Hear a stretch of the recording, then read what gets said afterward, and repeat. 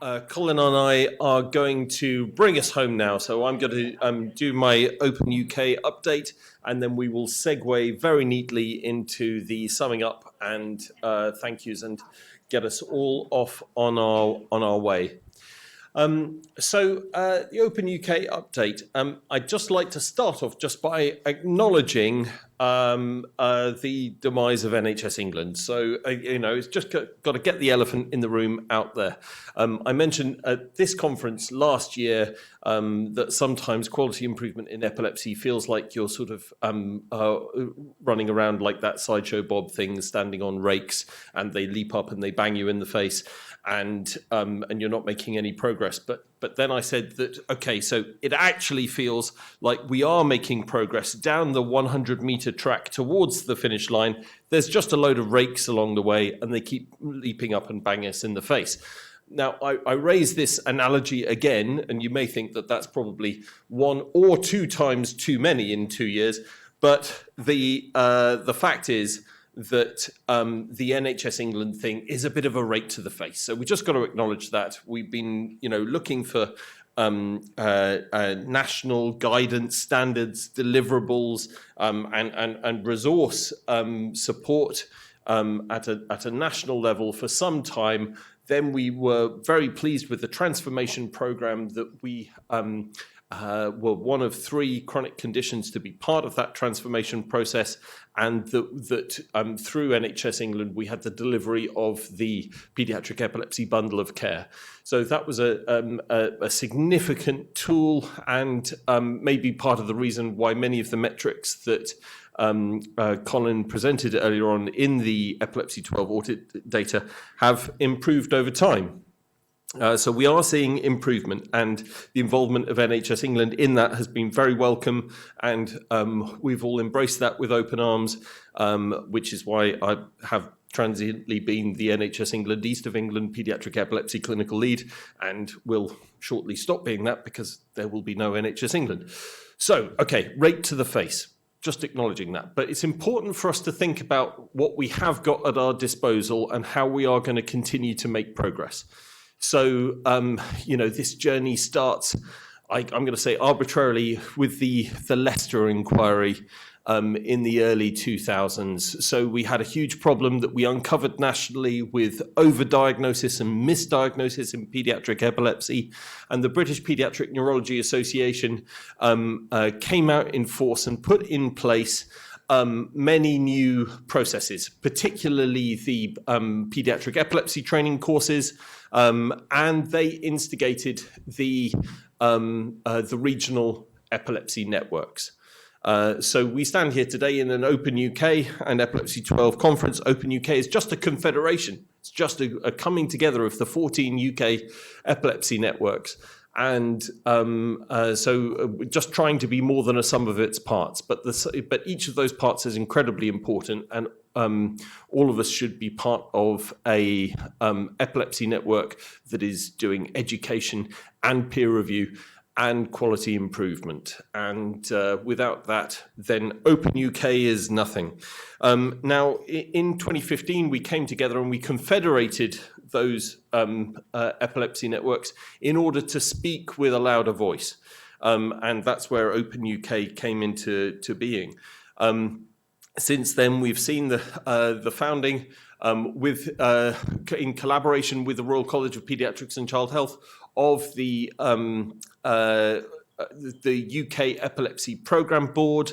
And it was through that kind of multi-stakeholder organisation that we drove the transformation process within NHS England. So, they came to stakeholders to say, how should we do this? And we provided that advice and support. All of those organisations and institutions that were so important in getting us to the point of NHS England having listening to us are still in place. Okay, And I remember thinking to myself, my inner monologue when we started this Open UK journey in 2015 was, getting routine access to mental health assessment and intervention in every epilepsy service is going to take me the rest of my career.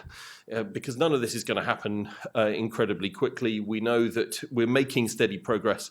And it was a joy to hear from the data that the youth advocates presented earlier on and that we heard from Colin that we've made significant progress in from 9 to 38% in terms of the numbers of children and young people who've been asked about their mental health in clinic. But 38% isn't good enough. So we've got a lot more work to do. We've got a big journey ahead of us. And we have got all of the same tools that we had before NHS England took over the reins and ran the transformation process for a few years. And we don't know what's going to happen with the Department of Health. None of us knows what the systems or processes or standards of deliverables are going to be like, but there will be systems and processes and standards and deliverables. And it's up to all of us to take that forward.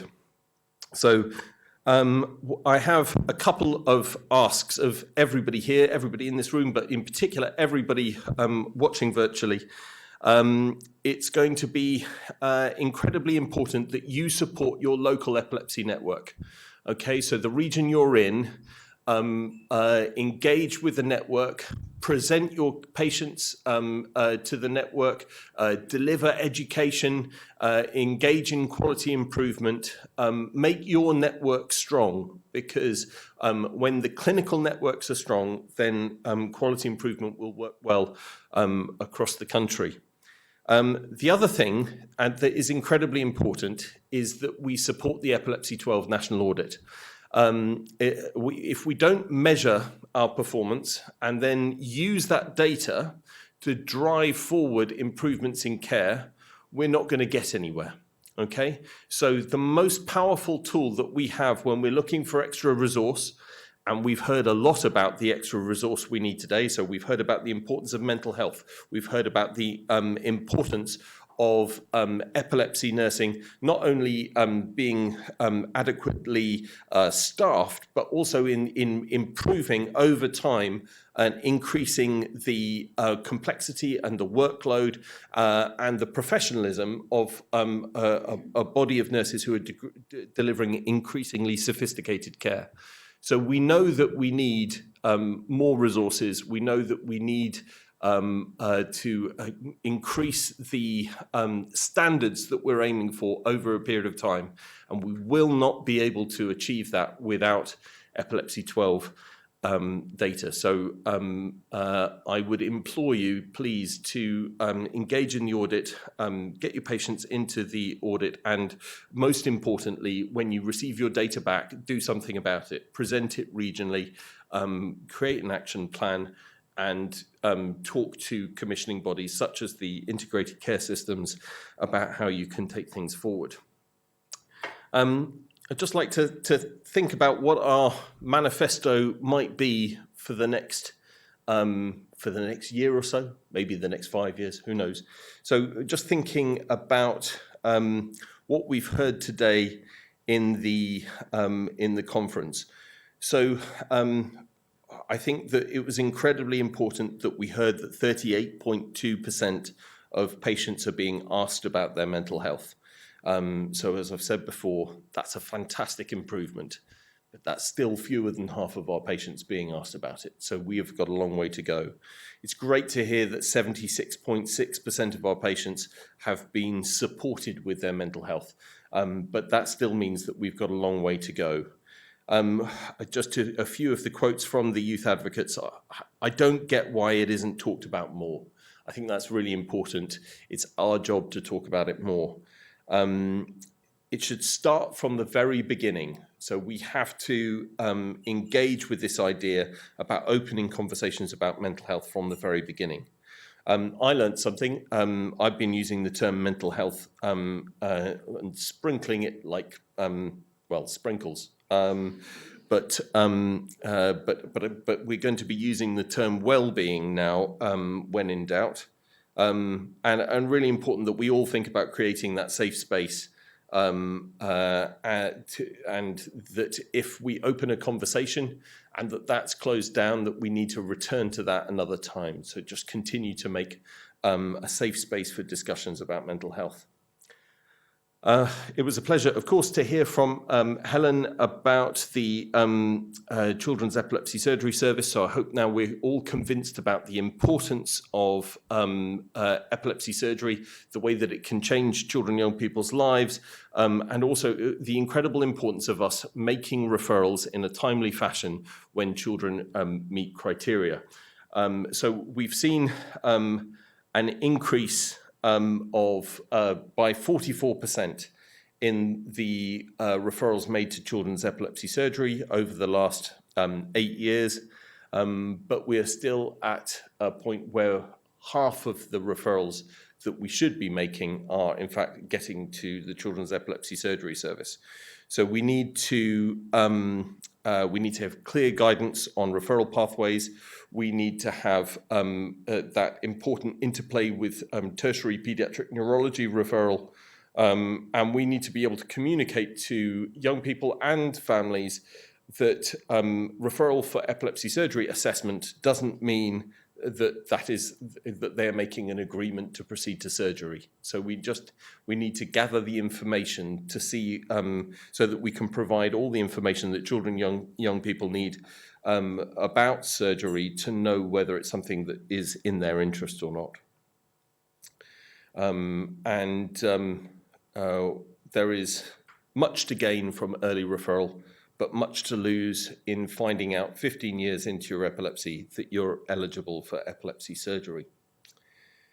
It was a pleasure to hear from the team from Hull. I think I've said to them that I think that they're a bit of a flagship service. I'm not sure they realise how good they are. There's lots of places around the country that are doing bits that they're doing, but for a team to be doing so much and covering so many different areas is truly exceptional. I've given them a bit of a challenge. What we need to do is to translate that description of what a high-functioning epilepsy nursing service looks like into standards that we can use in order to try and obtain further resources for better epilepsy nursing provision around the whole of the UK. There's a very complex interplay there between ESNA, between the Royal College of Nursing, between the UK Epilepsy Programme Board, Open UK, the audit. We're all going to have to work together in order to make that happen. But that needs to be something that is part of our manifesto for the next decade. I don't want to wang on too much about adherence, since obviously that's a little bit under my wing as well. But thank you so much for an absolutely superb presentation. We have heard here before how important addressing adherence to medication is, and I'm really pleased that we've been able to provide a little bit more data to support that, to suggest some potential solutions, and I think that we just need to take that forward now on a national basis and say, okay, how does this fit into national guidance, standards, deliverables, and how do we advocate for better care for our patients? So thank you very much for fueling and fertilising that discussion. Colin, I wonder if it is time for us to wrap up a little. Shall I hand over to you?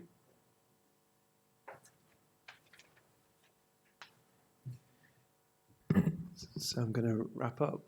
Thank you. Thanks to everyone. It's been an amazing day, really, really encouraging, challenging, but encouraging. Thanks to everyone in the room, to the young people, to those supporting the young people, to all the speakers, to those who are joining in different ways today, to the chairs, and to those of you in the cloud. I think we've had over 400 registered, so our centre of gravity is always somewhere else. So thanks to everyone who's somewhere else, because that's often where we need to be. This, to me, has been about connections and making connections, and Richard's talk about networks is one example of the types of connection we need to make. So just a few practicalities for those online who are leaving the platform. Please leave feedback before you go. There's a form in the app that you can complete to tell us how we've done and what you'd like to see next time and any other thoughts. And if you do that, you'll get your CPD certificate as a prize. So that will make it worthwhile. And then don't forget, all this has been recorded, so you can see things again on repeat. So, or you can see things you've missed. So have a look and tell people if they've missed it to have a look too and see the videos in the app. The videos will also be released into the public domain on the website. And as always with Epilepsy 12, stay in touch, connect with us, come to the website, have a look what's going on, reach out to us, and look after each other. So thank you, one and all.